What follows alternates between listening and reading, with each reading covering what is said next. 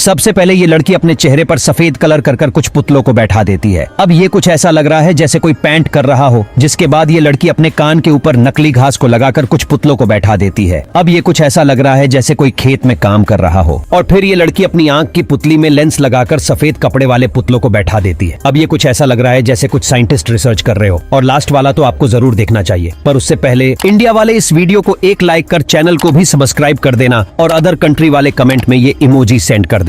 आखिर में ये लड़की अपनी छाती के ऊपर थोड़ा सा पाउडर पटक कर एक पुतले को बैठा देती है। अब ये कुछ ऐसा लग रहा है जैसे कोई स्केटिंग कर रहा हो।